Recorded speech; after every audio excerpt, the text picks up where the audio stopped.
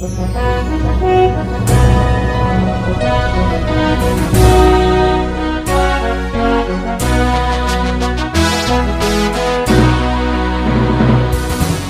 bagi saudara sekalian. Marilah kita siapkan hati dan pikiran kita untuk menyambut firman Tuhan. Kita berdoa. Kasih karunia dan damai sejahtera dari Allah Bapa kita dan dari Tuhan Yesus Kristus menyertai kamu. Amin. Jemaat yang dikasihi Tuhan, firman Tuhan yang menjadi nas khotbah epistel Minggu tanggal 26 Februari tahun 2023 diambil dari surat Roma pasal yang kelima, ayat 12 hingga ayat yang ke-17. Beginilah firman Tuhan. Sebab itu sama seperti dosa telah masuk ke dalam dunia oleh satu orang, dan oleh dosa itu juga maut, demikianlah maut itu telah menjalar kepada semua orang, karena semua orang telah berbuat dosa. Sebab sebelum hukum Taurat ada, telah ada dosa di dunia. Tetapi dosa itu tidak diperhitungkan kalau tidak ada hukum Taurat. Sungguh pun demikian, maut telah berkuasa dari zaman Adam sampai kepada zaman Musa, juga atas mereka yang tidak berbuat dosa dengan cara yang sama, seperti yang telah dibuat oleh Adam, yang adalah gambaran Dia yang akan datang. Tetapi karunia Allah tidaklah sama dengan pelanggaran Adam.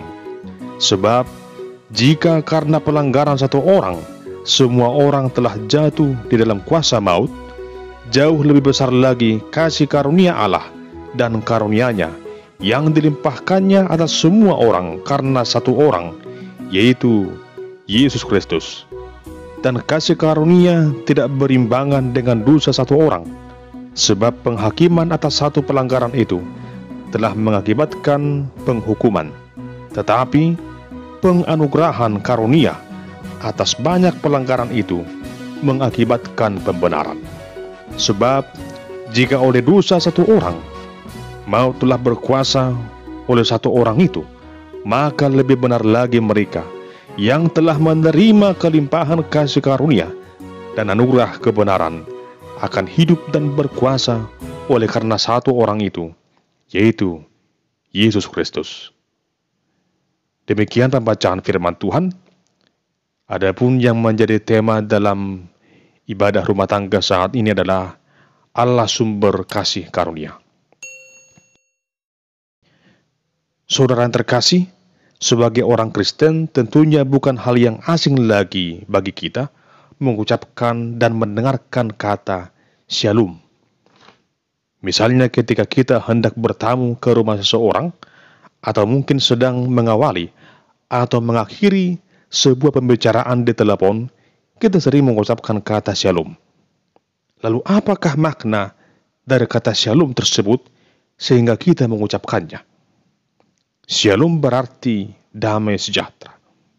Tidak ada yang hilang. Tidak ada perpecahan.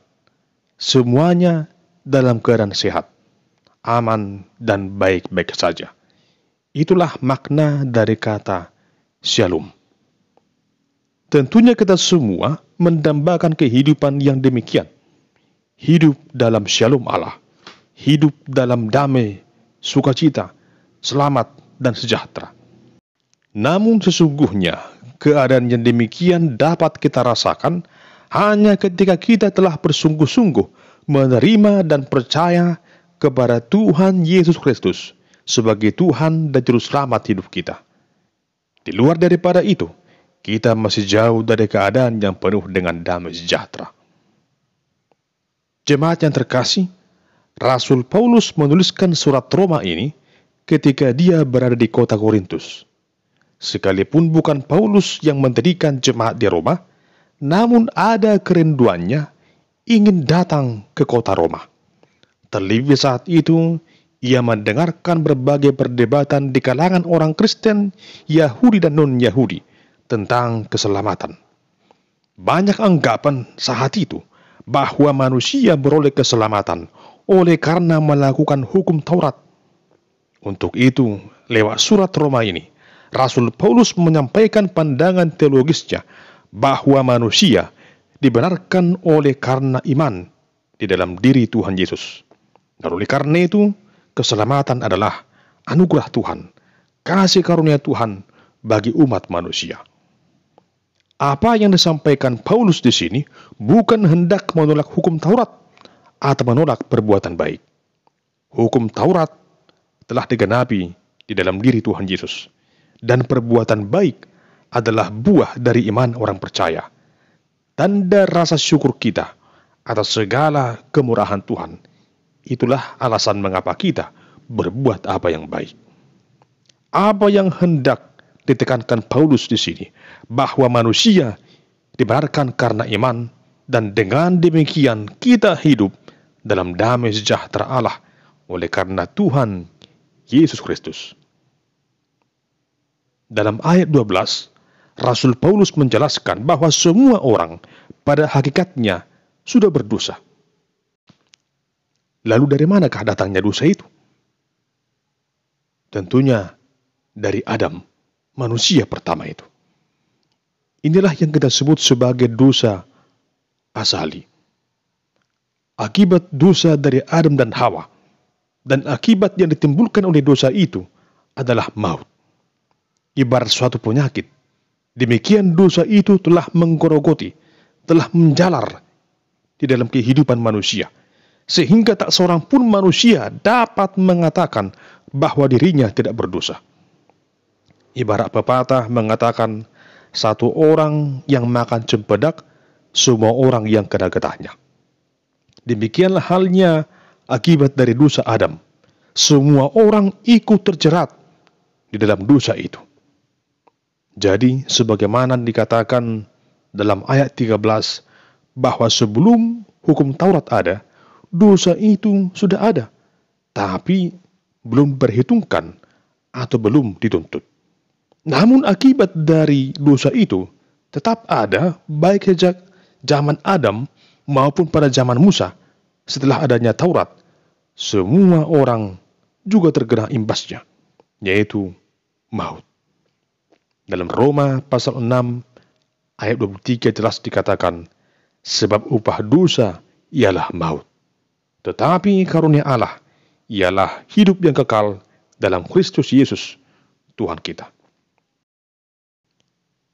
Namun, kita bersyukur sebagaimana Allah yang sungguh mengasihi kita itu, Ia merancangkan hal yang terbaik dalam kehidupan kita. Tuhan tidak mau kita selamanya berada dalam hukuman akibat dari dosa itu. Tuhan Allah sebagai sumber segala kasih karunia menyatakan kasih-Nya yang paling agung itu dengan memberikan keselamatan melalui pengorbanan Tuhan Yesus. Jika dosa dan akibatnya berasal dari seorang manusia, yaitu Adam, maka sebaliknya lewat Adam yang baru itu, yaitu Tuhan Yesus, kita manusia beroleh pembenaran. Dalam ayat 15 dikatakan, tetapi karunia Allah tidaklah sama dengan pelanggaran Adam. Sebab jika karena pelanggaran satu orang, semua orang telah jatuh di dalam kuasa maut, jauh lebih besar lagi kasih karunia Allah dan karunia-Nya yang dilimpahkannya atas semua orang karena satu orang, yaitu Yesus Kristus. Jemaat yang dikasihi Kristus, firman Tuhan tersebut mengungkapkan bahwa kasih karunia Allah tidaklah sama dengan dosa dan pelanggaran Adam. Alkitab juga mengatakan bahwa jika karena pelanggaran satu orang, semua orang telah jatuh dalam kuasa maut, maka jauh lebih besar lagi kasih karunia Allah dan karunia-Nya dalam kehidupan kita. Kasih karunia yang Tuhan berikan itu sungguh jauh lebih besar dari segala-galanya. Kasih karunia itu tak dapat dibandingkan dengan apapun juga. Sebab kasih karunia itu adalah pemberian Allah secara cuma-cuma bagi umat manusia. Namun jangan jadikan kasih karunia itu menjadi percuma. Kita sebagai orang yang percaya dalam diri Tuhan Yesus adalah orang-orang yang telah beroleh limpahan kasih karunia yang sungguh agung itu.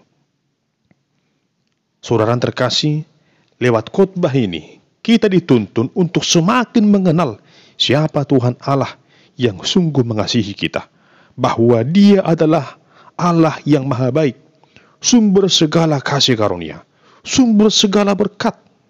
Ia tidak hanya menjadikan kita dan menempatkan kita tinggal di tengah dunia ini dan ditugaskan untuk mengelola seluruh isi dunia ini.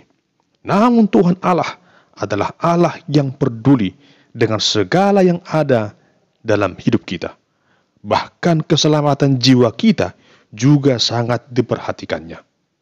Tuhan tidak mau kita terhilang untuk selamanya.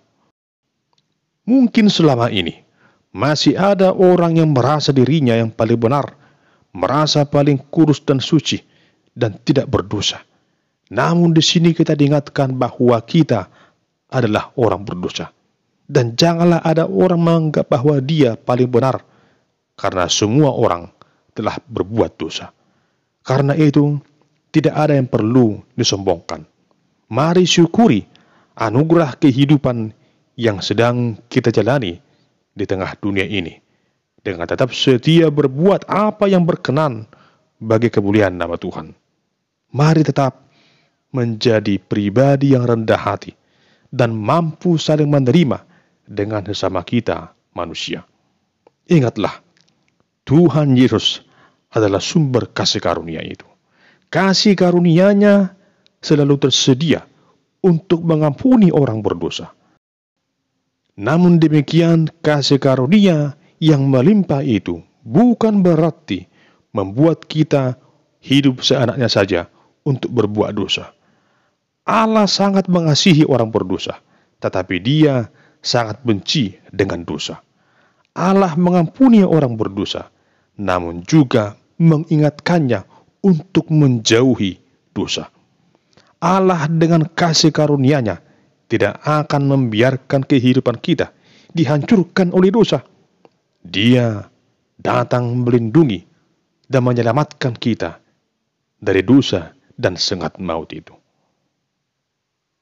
Disinilah kita, para orang percaya, harus memahami bahwa inti dari hidup kekristenan adalah kasih karunia, yakni berisi kebaikan, kasih, kemurahan Allah yang melimpah dalam kehidupan kita. Namun jangan sampai kita menyia-nyiakan kasih karunia Tuhan itu.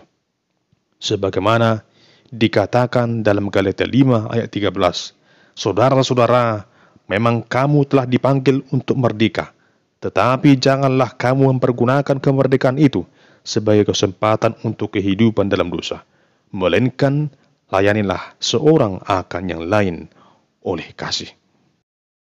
Saudara dikasihi Tuhan Yesus, kita yang dulunya hidup dalam dosa telah beroleh kebenaran dalam Kristus Yesus, Sang Juru Selamat hidup kita. Kita telah dibenarkan, kita telah diampuni, kita telah beroleh kasih karunia itu. Oleh karena itu, mari tetap menjadi pribadi yang mau saling mengasihi, mau mengampuni, mau memaafkan, mau berdamai dengan semua orang. Sebab Allah telah lebih dahulu mengasihi kita, mengampuni kita, dan memberikan kasih karunia-Nya dalam kehidupan kita. Mari kita berbagi kasih karunia yang Tuhan berikan kepada kita bagi sesama kita manusia. Dan bersyukurlah atas segala kasih dan kemurahan Allah. Dan bersyukurlah atas segala anugerah keselamatan yang Tuhan berikan kepadamu. Mari jalani hidup ini dengan lebih sungguh, dengan rasa syukur, dengan penuh semangat, oleh karena Tuhan Allah, sumber segala kasih karunia itu, selalu memelihara dan memberkati kehidupan saudara. Amin. Kita berdoa. Ya Tuhan Allah, sumber segala kasih karunia, kami bersyukur buat kemurahan-Mu yang telah membenarkan kami, menebus dan mengasihi kami dalam kasih Kristus yang sungguh agung itu. Tuntun kami Tuhan, agar selalu mensyukuri kasih karunia-Mu itu lewat kehidupan yang berpadanan dengan kehendak dan anugerah Tuhan. Bagimulah hormat, pujian, dan kemuliaan. Amin.